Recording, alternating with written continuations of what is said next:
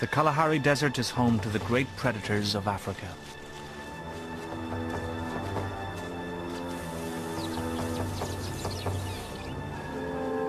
But one unlikely creature may be the most fierce and fearless of them all. Tough, relentless, and ravenous.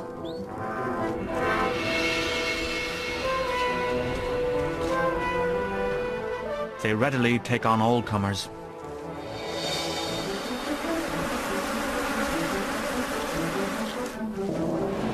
Even Africa's deadliest snakes. Theirs is a world few people know and even fewer have seen. It is the secret world of the honey badger.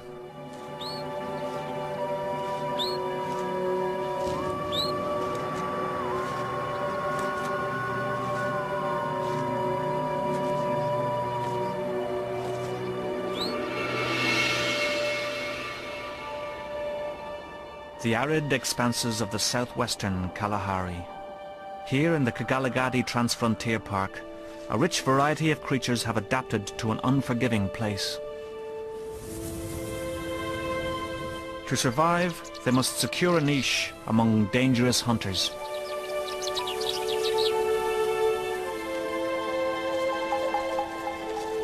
And one of the most fearsome is the honey badger.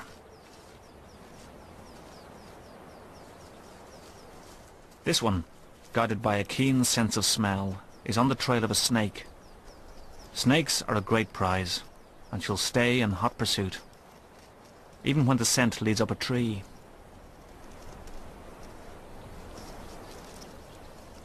She's after a Cape cobra, one of the most venomous snakes in the world.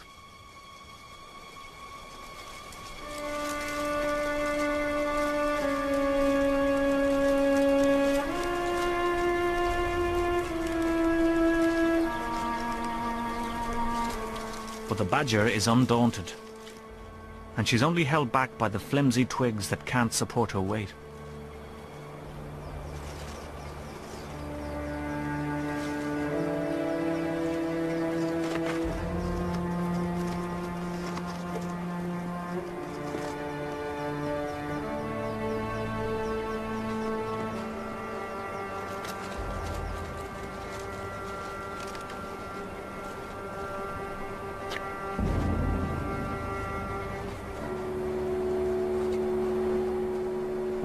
She evades the cobra's bite and quickly grabs it by the back of the head.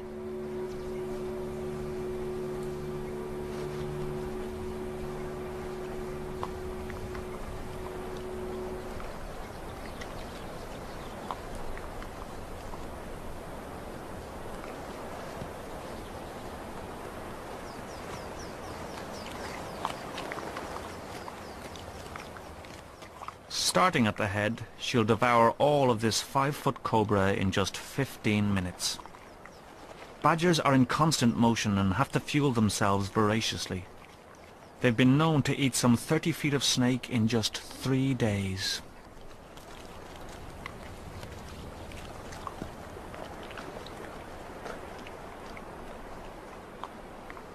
Unlike most predators, which rest after a big meal, the honey badger just keeps going for more.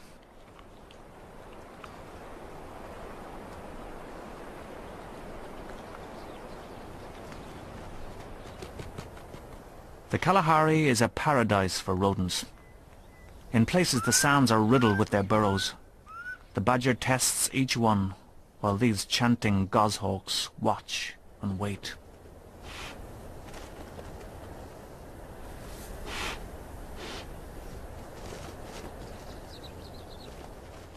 As she goes from hole to hole looking for prey, she is watched also by a pair of jackals. This is an unusual association of predators, and one that the badger is all too familiar with.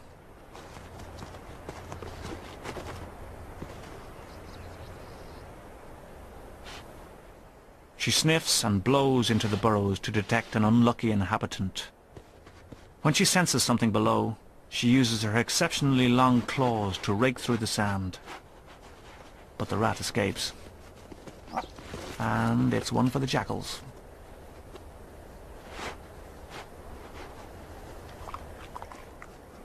These freeloaders are no surprise guests. They often shadow her. She can't shake them off, and often they will catch more than she does.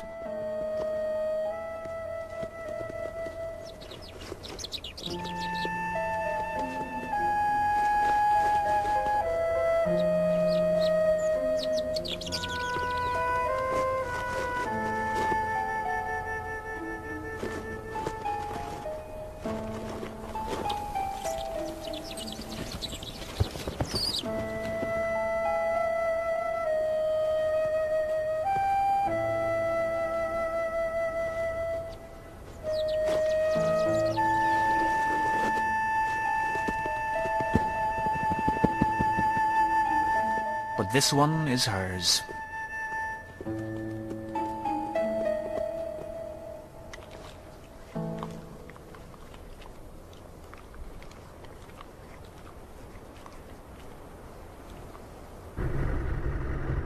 Though distributed far and wide over Africa and Asia, little is known about honey badgers.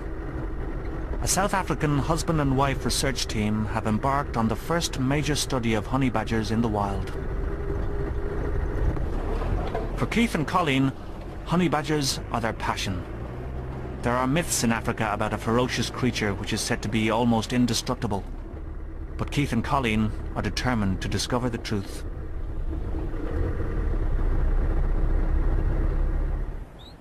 But first, find your badger.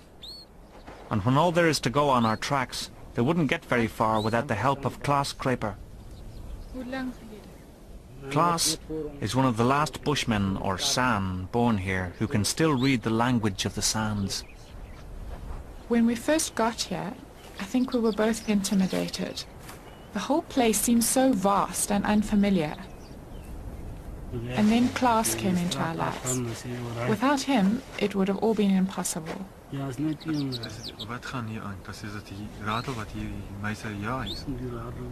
With what seems to be a sixth sense, he tells them what he sees in the sand.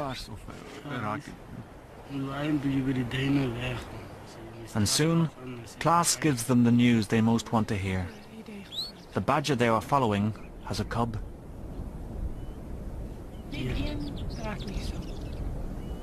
To follow a badger cub through to adulthood is about as good as it can get for Keith and Colleen.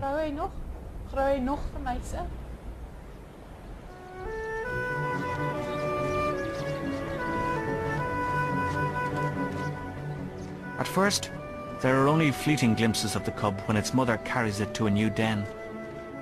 The mother doesn't make it easy for them to keep track of her. She changes dens often. Badgers are notoriously shy and elusive. It will take weeks before the badger mother will allow observers to share her life. And when she does, the cub is about 3 months old. He's revealed as a lively little replica of his mother with the same striking coloration. It warns of the fierce disposition he will one day display.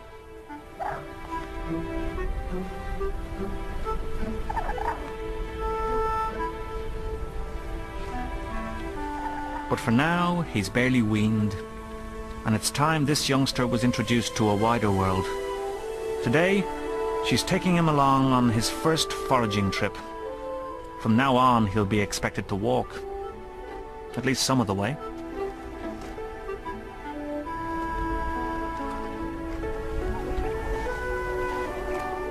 It's a wobbly start, but he soon gets the idea.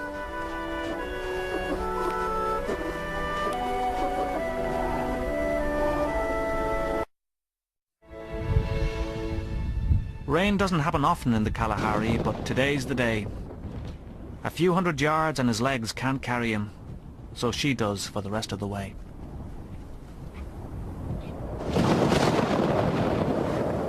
The cub is tired and wet. This is his first brush with the cruel world outside his burrow, where only about half of the cubs survive to adulthood.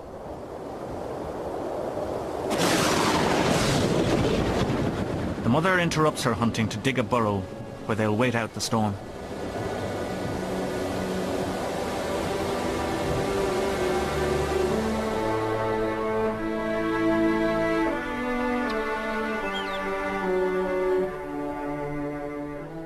After the storm, mother and cub continue on their way.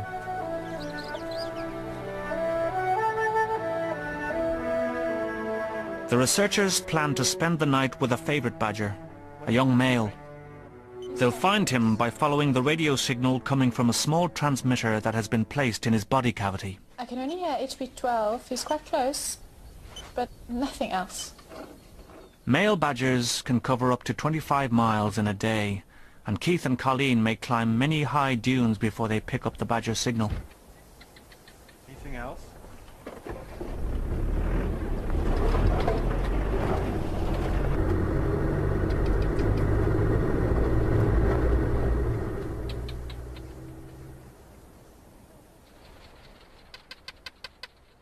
The sound of thousands of barking geckos fill the Kalahari night. The males call to attract females.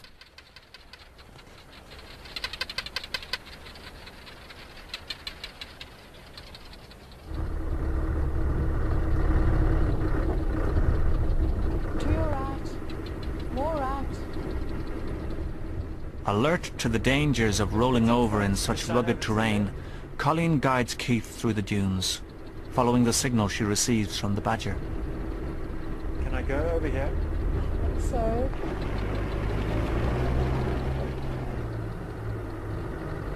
there he is.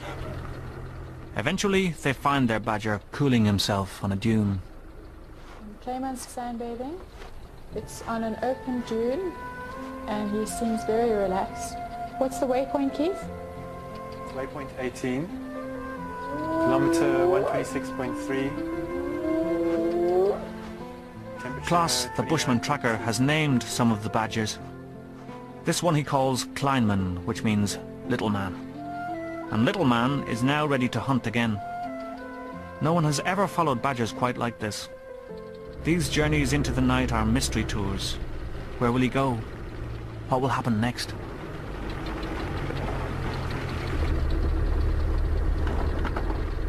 Little man has found a puff adder that has just caught a gerbil, and the badger does an extraordinary thing. He swipes the gerbil from the puff adder's mouth, then casually settles down near the deadly snake to eat its prey. And when he's done, he moves in on the puff adder itself.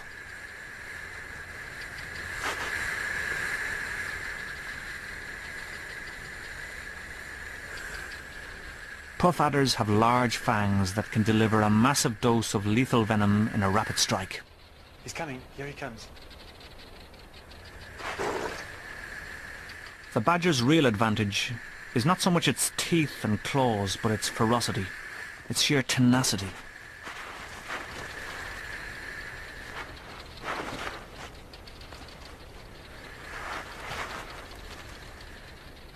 I think he's got it. Lights. Lights.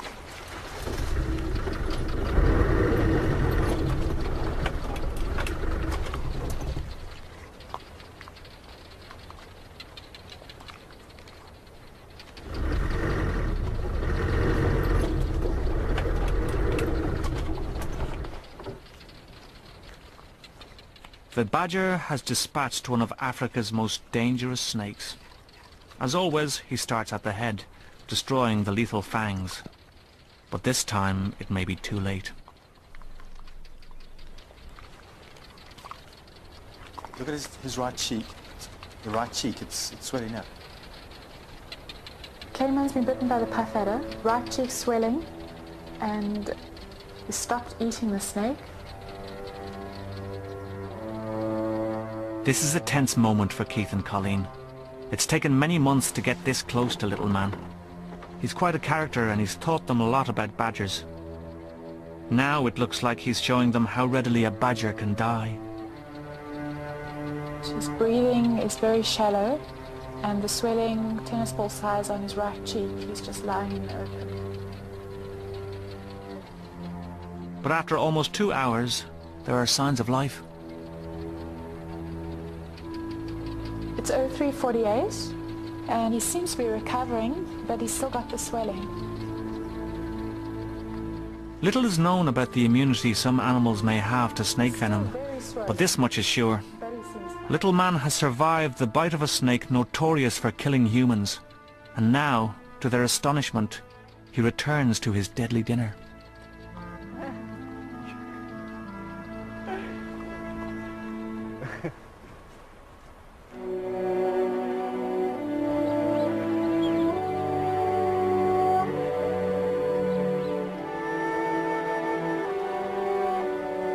Every day, mother and cub go foraging, and he's fast learning to move like a badger.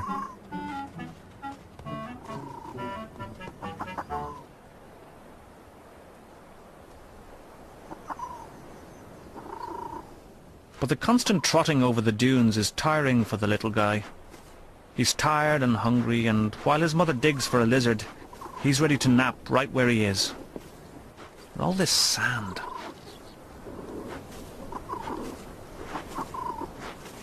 Maybe if he moved a little.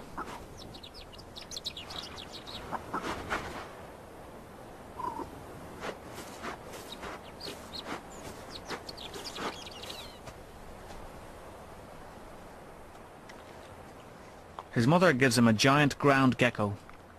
She's hungry herself, but lets him chew on it for a while.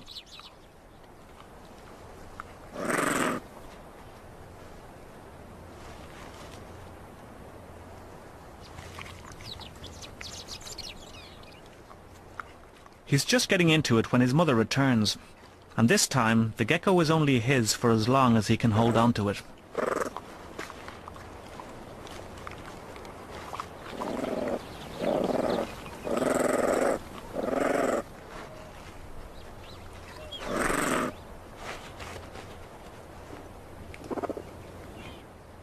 The tussle has landed the cub on a nest of ants, and immediately they attack him.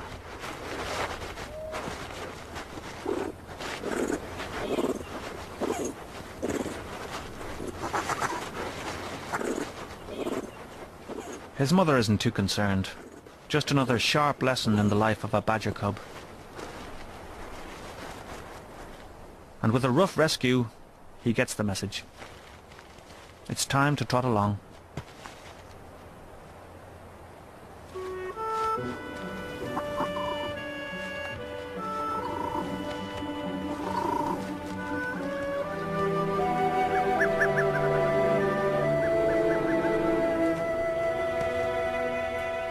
Even the little badger cub reacts to the scent of a leopard. When badgers come across their tracks, it's enough to send them trotting off in another direction.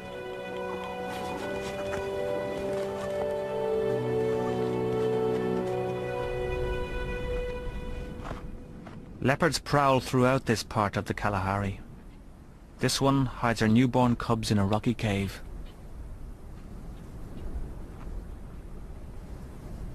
From its entrance, she can look down on potential prey.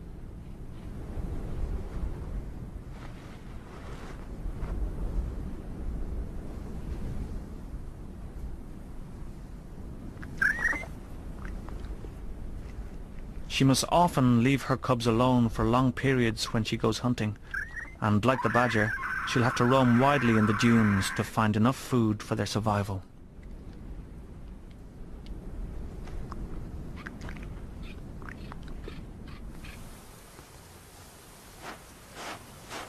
A slow-moving badger has drawn the attention of a leopard. Like many predators, leopards quickly recognize an unfit animal.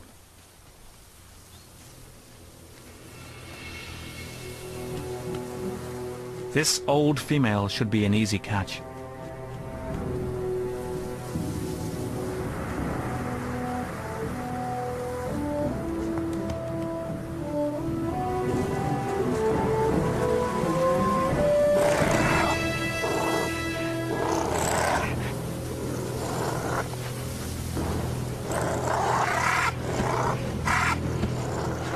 Using their powerful jaws, leopards strangle their prey, often within a few minutes. But you just can't get a good hold on the badger's neck. The skin is thick, tough, and loose.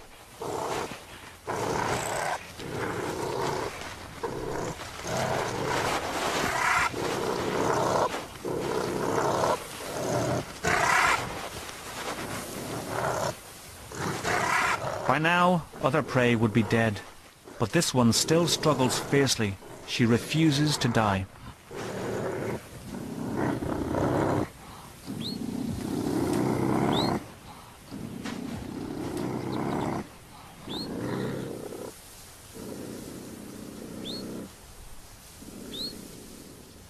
After a battle lasting nearly an hour, the old badger is finally all but dead.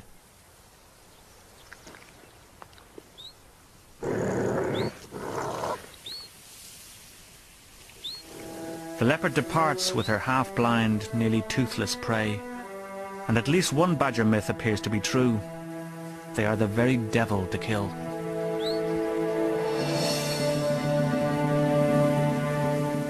Predators are everywhere in the Kalahari, and the small cub is in constant danger.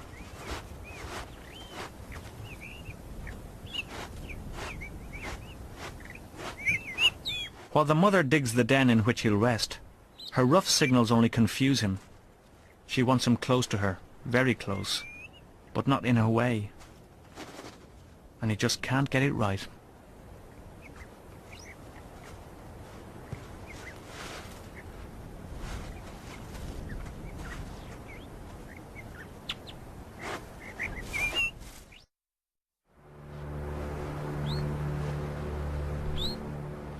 Every so often, Keith and Colleen must capture the badgers they are studying. They're stalking a female and her large cub.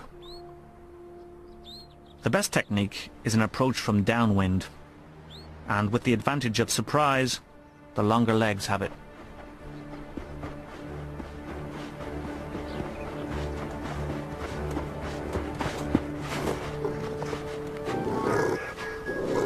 Though entangled in a strong net, the badger still has the use of its powerful jaws, and occasionally one will give Keith a bite to remember it by. Keith quickly sets about sedating it. Colleen has caught the other one, and she anxiously waits for Keith.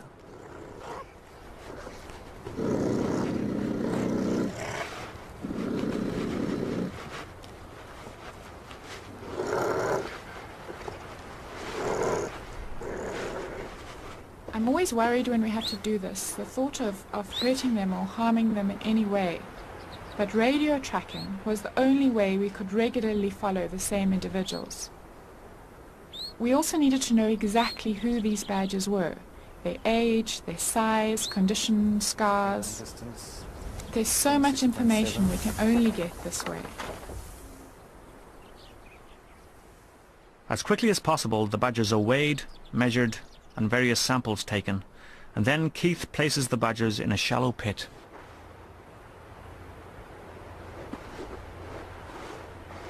We've immobilized more than 70 badgers now, and only once had a problem when a female rolled into the sun before she came round. Now we've learned to dig a pit in the shade. They're safer this way. It's dark and cool, and they can sleep off the effects of the drugs in their own time.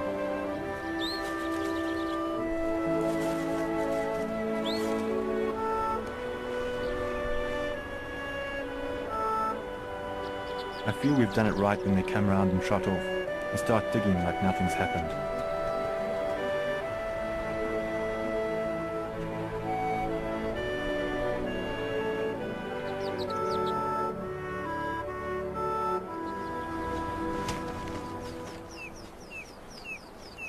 The cub can be a handicap to this working mother. She leaves him at the den while she goes hunting.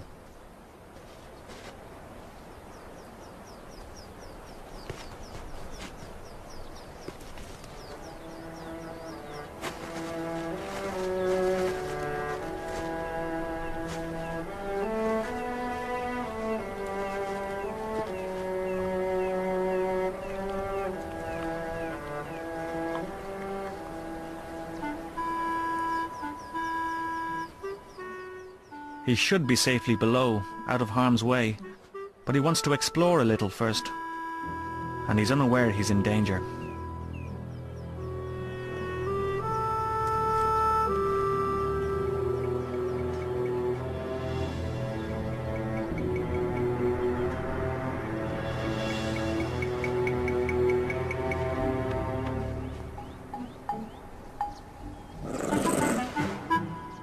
The cub responds boldly, if a bit clumsily, with instant aggression.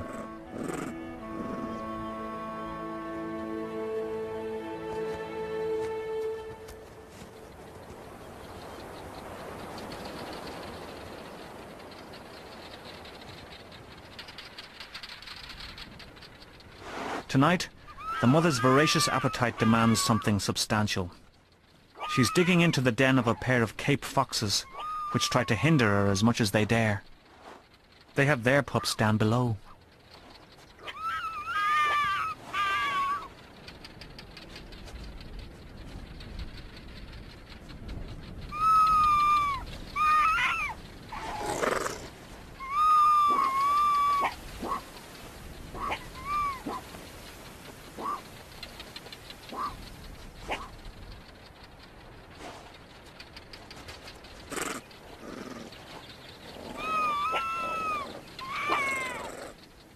The pups are scurrying about down there, and the parents can hear the muffled barks.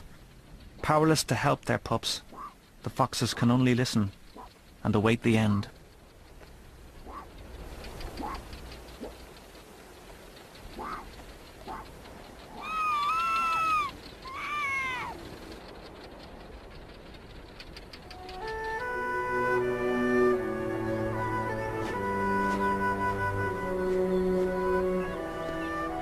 The badger cub is thriving. It's been a month since he went on his first foraging trip with his mother, and while she digs a den, he does some excavations of his own.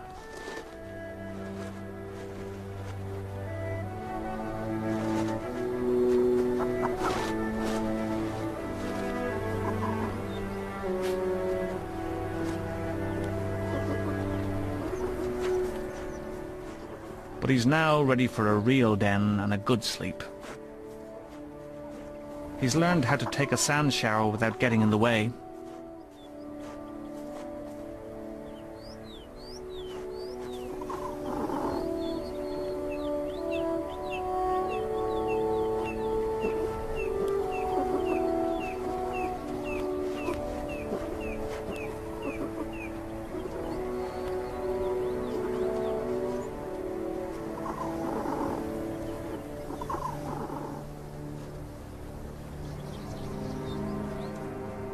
As usual, she leaves her cub, but this time far out of sight.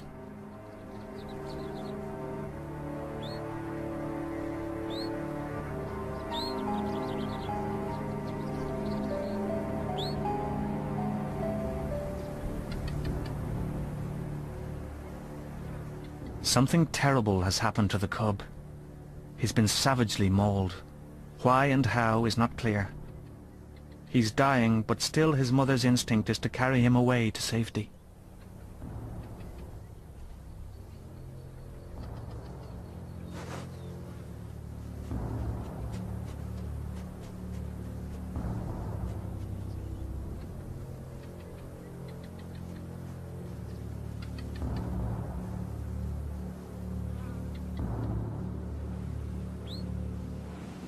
So David, nou is hierdie spoor raak hy 'n bietjie dof. The next day, the bushman tracker Klaas is brought in to read the fate of the little cub from the tracks around his last den.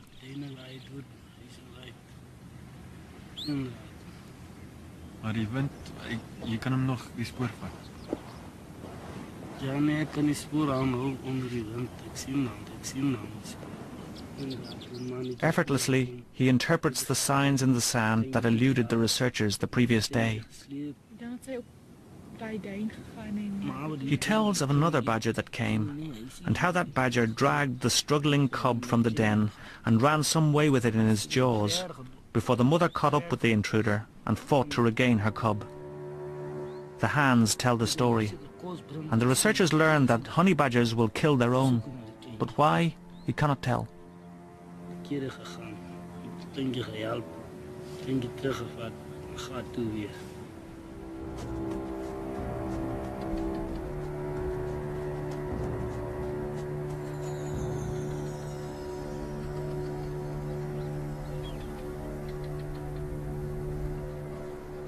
We'll never know if the badger misses her cub, but for her own survival, she must still hunt at the same relentless pace.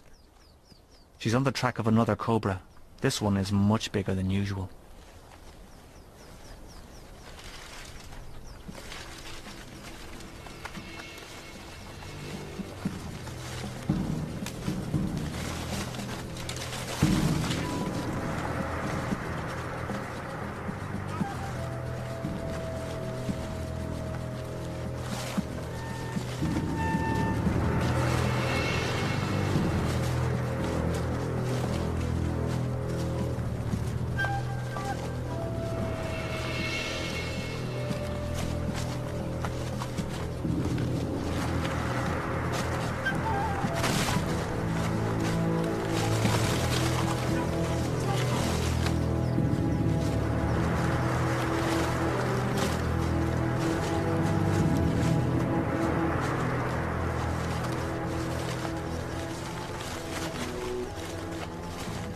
Eventually, she grabs the snake from behind and drags it to the ground.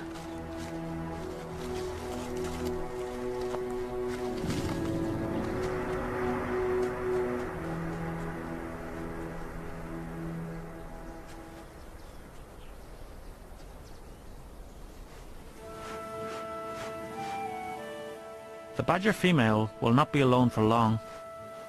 Within a few weeks of the death of her cub, she's in heat again, and the males will seek her out.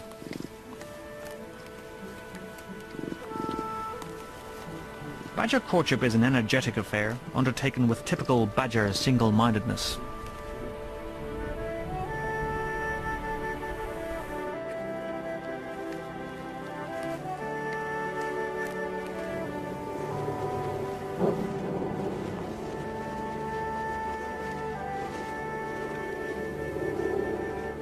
If this mating is successful, she'll have another cub in about 2 months. But it will be far longer before the researchers see her again. They have other badgers to see, and it will be many months before they meet up with this one again.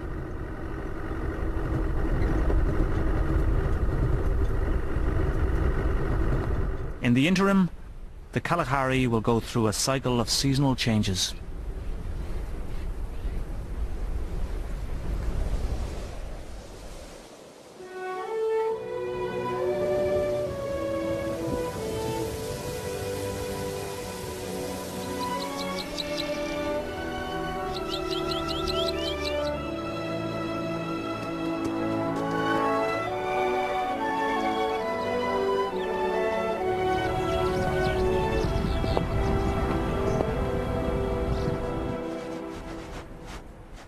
More than a year has passed since the death of her cub, and the badger mother has successfully raised another. It's a female, almost as big as her mother, but still unable to fend for herself.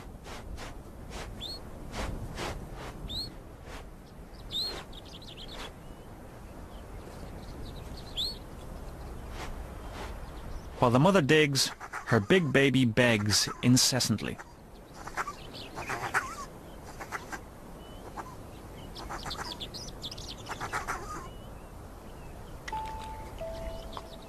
The cub's slow development is not unusual among carnivores, with much to learn before they can become independent. This young badger must become skilled at finding and killing a variety of often.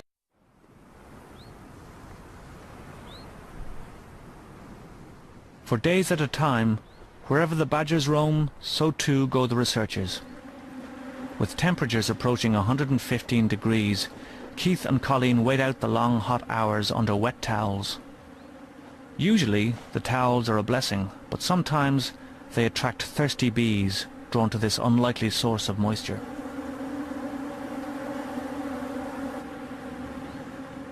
So Keith and Colleen will wait here, in the company of bees, until their badger goes hunting again.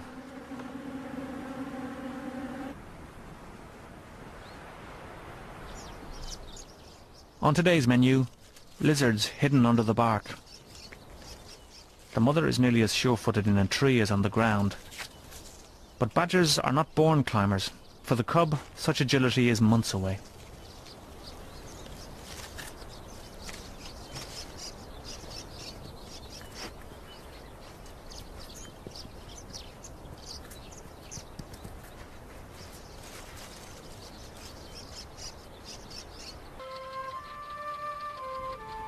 The mother badger is not sniffing for prey.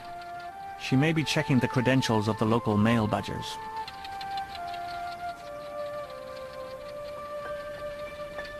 The researchers have discovered that badgers visit certain places to defecate and leave scent messages for one another. From this visit, she may learn about the males, and they in turn discover that she's in heat.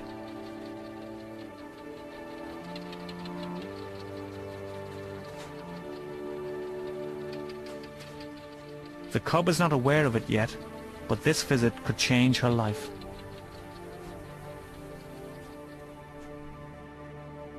It's not long before a suitor has picked up the mother's scent and is out in front in the race to reach her. She's digging herself a burrow where she'll play hard to get until an acceptable male comes along. But this male has no doubt that he's Mr. Right. He quickly homes in and with barely a pause enters the burrow.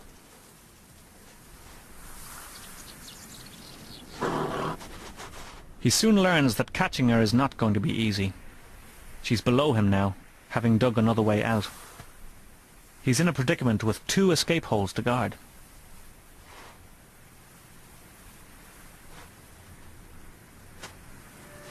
Something tells the cub she's in the way, and she skulks off on her own. Her close relationship with her mother has suddenly ended.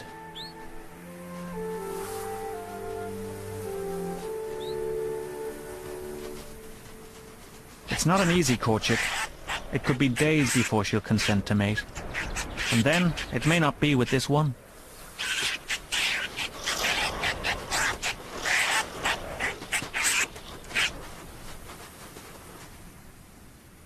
Other males have picked up her scent and converge on the scene. They will all compete for a chance to mate.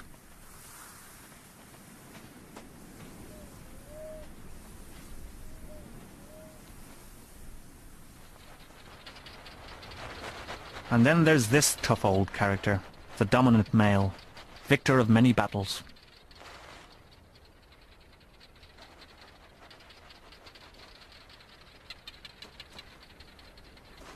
When he visits a latrine, he spells out his message as bluntly as he can, measured and methodical.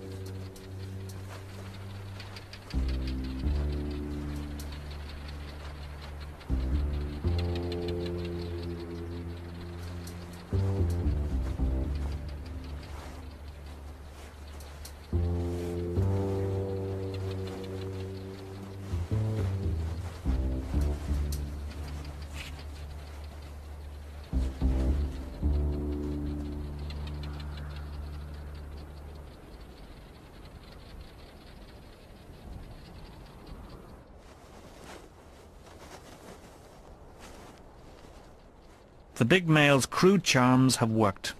Male and female will remain in the mating burrow for 3 or 4 days.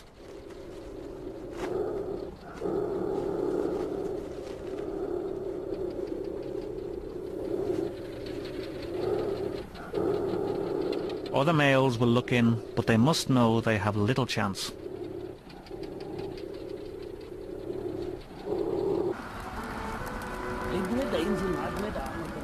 After 3 years in the desert, Keith and Colleen will soon be moving on. They reminisce with class about the unique glimpses they've shared of the world of the honey badgers. They now have facts to replace the myths, but they have revealed also an unusual animal, one perhaps more incredible than the myths.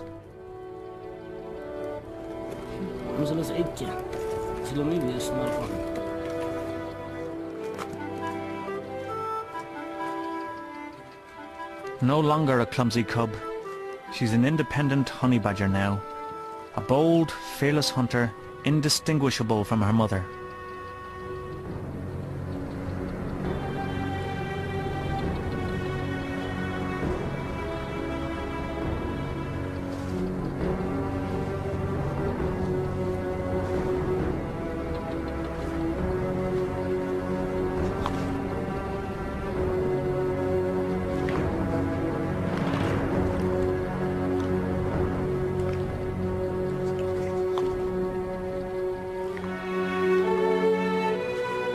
She has acquired the skills to survive in her harsh world, and one day, she too will become the sternest of teachers.